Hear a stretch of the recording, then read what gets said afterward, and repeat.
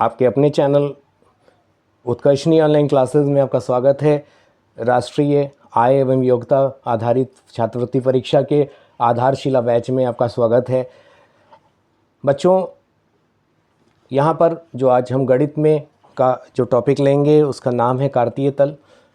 आइए समझते हैं कि कार्तीय तल क्या है, इसको किसने बनाया और इसके बारे में इसकी क्या कहानी है। आज बड़ी सरलता से हम किसी भी ग्राफ पेपर पर किसी ग्राफ को बना लेते हैं, लेकिन इस ग्राफ को बनाने के लिए रेने दिकार्तीज ने 18 साल प्रयास किया और उसके बाद जो उन्होंने सोच को डेवलप किया अपनी कि किस तरह से हम किसी बिंदु की स्थिति को ज्ञात कर सकते हैं, उसके लिए उन्होंने एक नई पद्धति का निर्माण किया जिसे उनके सम्मान में ही कार्तीय तल कहा गया।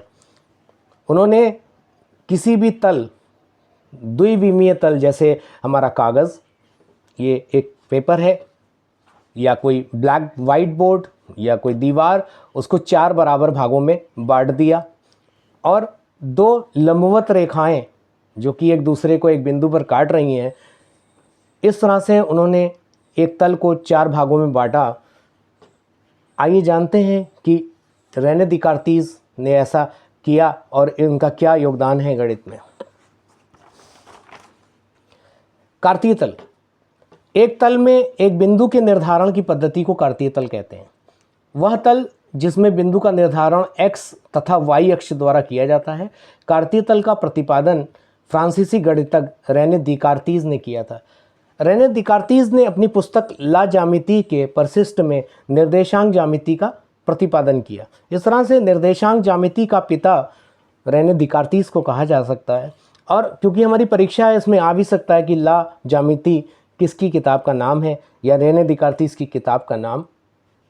4 विकल्प दिए होंगे, उसमें से हमें चुनना होगा। तो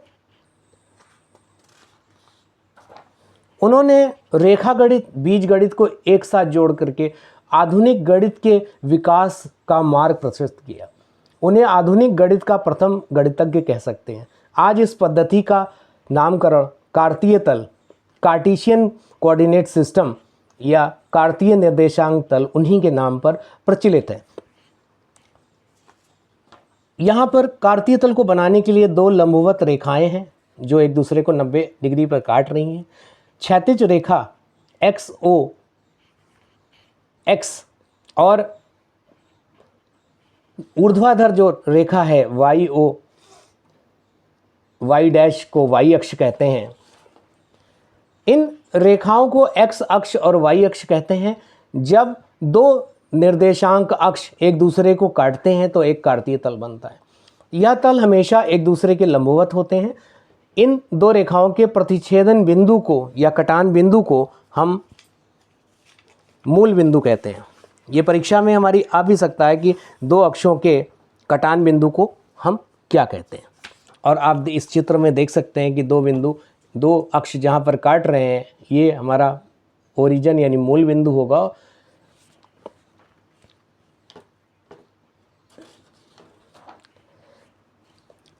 तो रेने दिकार्तीज ने ये 4 भाग कर दिए। जैसे कोई पिता हो, अपने 4 बेटे थे, खेत के लिए उन्होंने 4 भाग कर दिए और 90 अंश पर चारों भागों को बांट दिया है।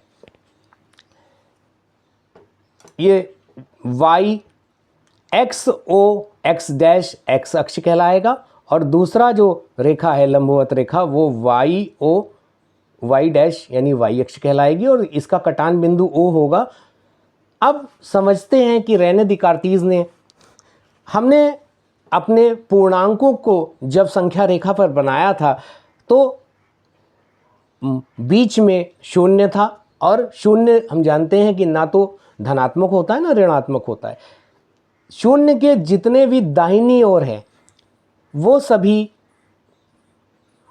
संख्याएं, अंक या संख्याएं जो होंगी वो सभी धनात्मक होंगी और 0 के बाईं ओर जितनी भी संख्याएं आएंगी वो सब ऋणात्मक होंगी। और इसको संख्या रेखा पर हम इस तरह से बनाते हैं, एक इकाई मान करके बराबर बराबर भाग में संख्या को बांट लेते हैं और 0 के दाहिनी ओर हम धनात्मक संख्याओं को लिखते हैं और बाईं ओर हम ऋणात्मक संख्याओं को लिखते हैं। इसी प्रकार y अक्ष को भी हमने पूर्णांकों में ऊपर और नीचे शून्य को बीच में रखा और उससे ऊपर, जैसे कोई हवाई जहाज उड़ रहा है तो ज़मीन से ऊपर है, इसी तरह कोई पनडुब्बी है तो पानी के नीचे चली गई है या बेसमेंट है, तो इसको हमें प्रदर्शित करने के लिए शून्य के नीचे की ओर ऋणात्मक संख्याओं को लिखा और शून्य के ऊपर को धनात्मक। इस प्रकार y अक्ष पर मूल बिंदु के ऊर्ध्वाधर ऊपर की दिशा को धनात्मक और नीचे की दिशा को ऋणात्मक मानते हैं।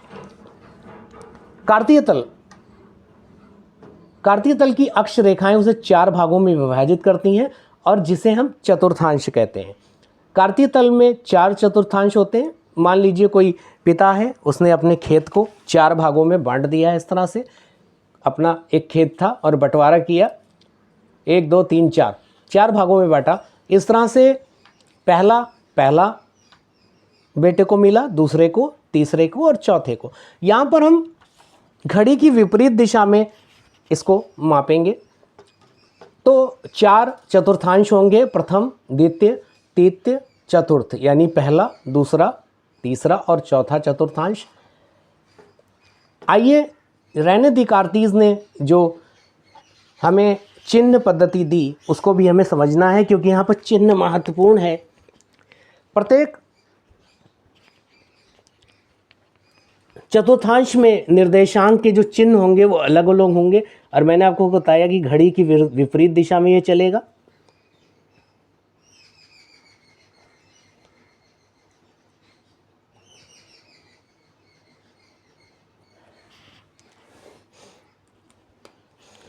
इसलिए प्रथम चतुर्थांश में जो हमारे कोई भी बिंदु होगा उसका जो चिन्ह होगा वो प्लस प्लस होगा, दूसरे में माइनस प्लस होगा, तीसरे में माइनस माइनस होगा, चौथे में प्लस माइनस होगा।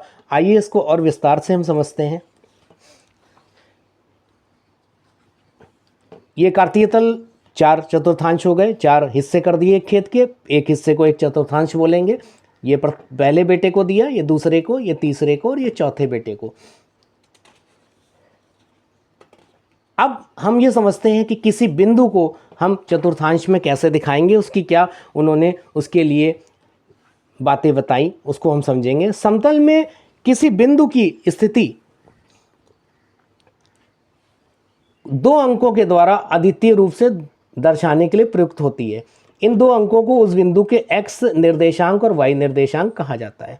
कार्तीय तल में किसी बिंदु को x y को भुज और कोटि, क्रमशः भुज और कोटि के द्वारा प्रदर्शित किया जाता है। किसी बिंदु की y अक्ष से लंबवत दूरी उस बिंदु का भुज कहलाती है। ये देखिए मेरा y अक्ष है और यहाँ से जो मेरी लंबवत दूरी होगी, जैसे ये 2 है तो ये लंबवत दूरी है y अक्ष से, तो ये मेरे को भुज कहलाएगी। और इसी तरह कोटि की बात करेंगे, ये मेरा x अक्ष है और यहाँ से जो लंबवत दूरी होगी किसी भी बिंदु की, वो उसकी कोटि कहलाएगी।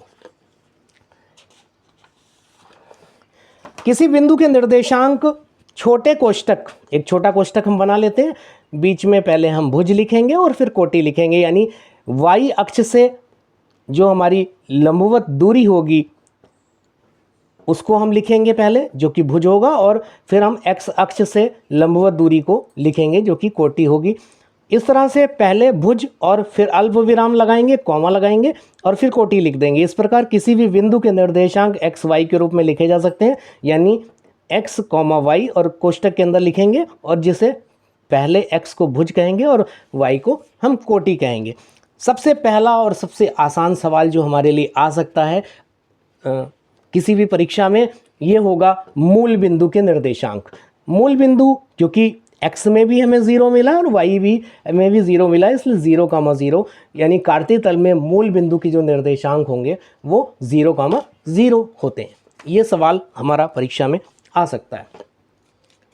अब हम देखते हैं कि हम किस तरह से इनको बनाएंगे, क्योंकि ये लंबवत दूरी हमें निकालनी है, भुज कोटि में पता है। अब हम चतुर्थांश के बारे में बात करेंगे। हमने आपको बताया था कि हमारी दाहिनी ओर x अक्ष पर जितने भी हमारे बिंदु होंगे वो सब धनात्मक होंगे और बाईं ओर ये सारे के सारे ऋणात्मक होंगे।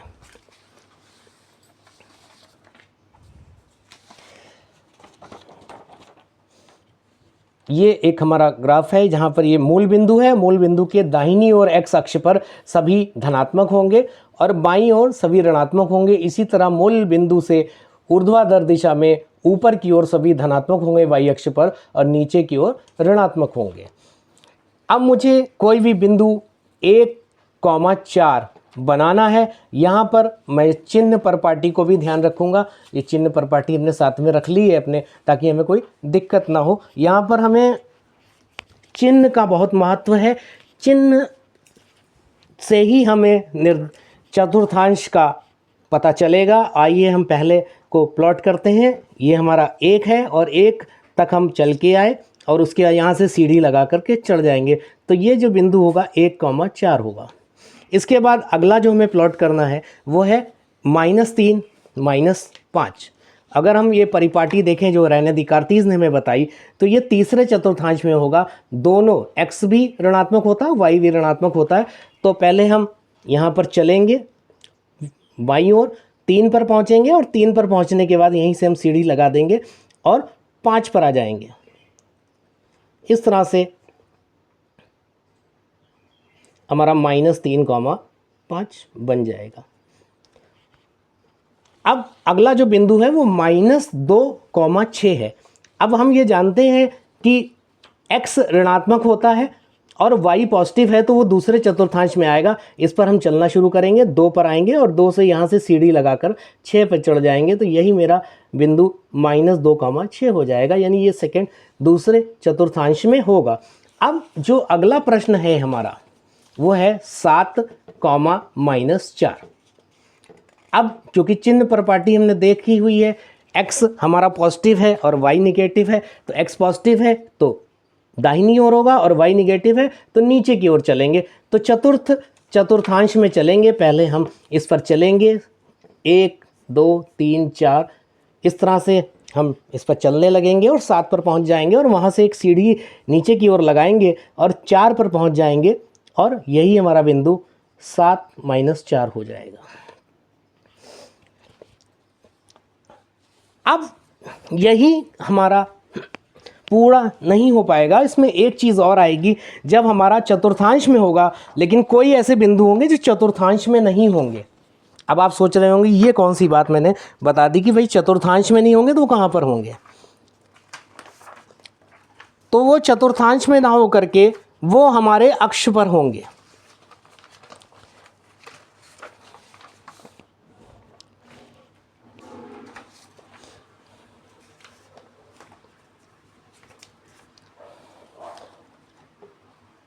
अब ये मेरा x अक्ष है और इस पर कोई भी बिंदु अगर हम लेते हैं तो जितने भी बिंदु होंगे इसमें y0 होगा मेरा, क्योंकि हम ज़मीन से ऊपर नहीं जा रहे हैं, हम ज़मीन पर चल रहे हैं। इसलिए यहाँ पर हमेशा याद रखना है कि x अक्ष पर कोटि सदैव 0 होगी। इसी तरह y अक्ष पर भुज सदैव 0 होगा। ये हमें याद रखना है, यानी कि हम चतुर्थांश पर ना होकर के इस लकीर पर ही चलेंगे कि ये जो हमारा अक्ष है इसी पर हमारा बिंदु होगा। अब यहाँ पर जितने भी बिंदु होंगे, जैसे 7 है तो यहाँ पर 0,7 लिखेंगे इसको। नीचे अगर हम इसको लिखना चाहें 0 -7 लिखेंगे। यानी यहाँ पर जो भुज है हमारा y अक्ष पर वो हमारा हमेशा 0 होगा। आइए इस अवधारणा को हम एक चित्र से समझते हैं। ये मेरे पास मैंने एक वृत्त बना लिया है और आप देखिए कि ये जो बिंदु है हमारा ये 2,0 है। यहाँ पर ये x अक्ष पर स्थित है और यहाँ पर कोटि हमारी 0 होगी। इसी तरह इसके विपरीत दिशा में अगर हम देखें तो इस दिशा में बाईं ओर हमें अगर इसको -2,0 कहाँ पर होगा तो वो x अक्ष पर होगा। सवाल अगर हमसे पूछता है जहाँ पर मेरी कोटि 0 है और भुज का मान कुछ भी दिया हो, वो हमेशा सदैव कहाँ पर होगा, x अक्ष पर होगा बिंदु। ये मुझे सवाल में पूछेगा।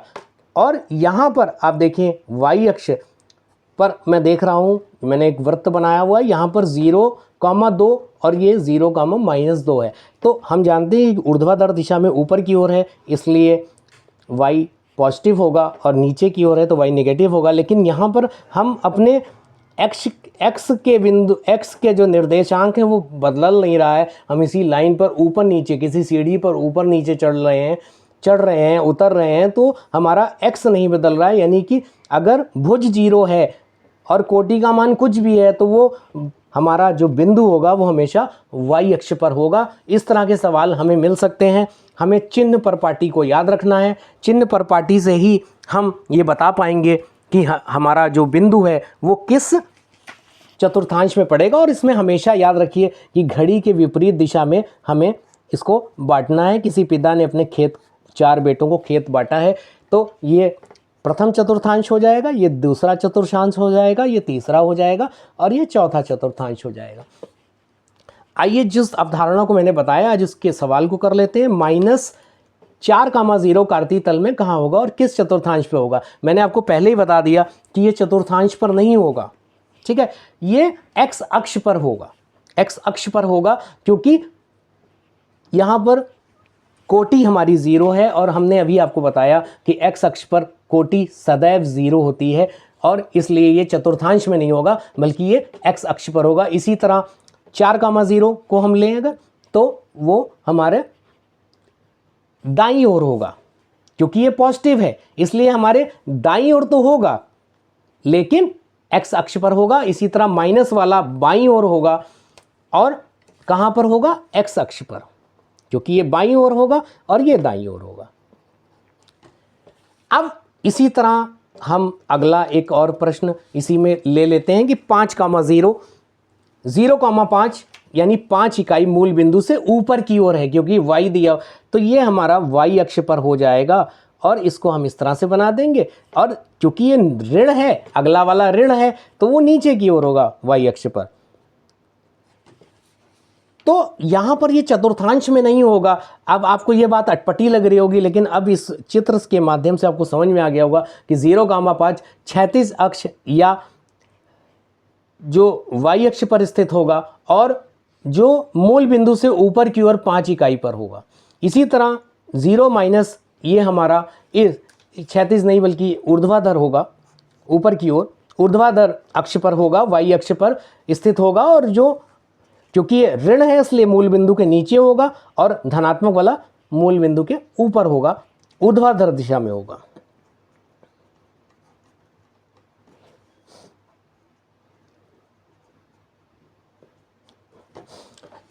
तो इस अवधारणा को जब हम समझ गए हैं तो हमें अब कोई भी ग्राफ बनाने में दिक्कत नहीं होगी। रेने दिकार्तीस को इस अवधारणा को विकसित करने में 18 वर्ष लगे और रेने दिकार्तीस ने 2 गणित की 2 शाखाओं, अंक गणित, बीज गणित, रेखा गणित को एक साथ जोड़ने में बहुत महत्वपूर्ण कार्य किया और आज जितने भी गणित की बहुत सी समस्याएं हैं वो बड़ी आसानी से कार्तीय तल से हल हो जाती हैं।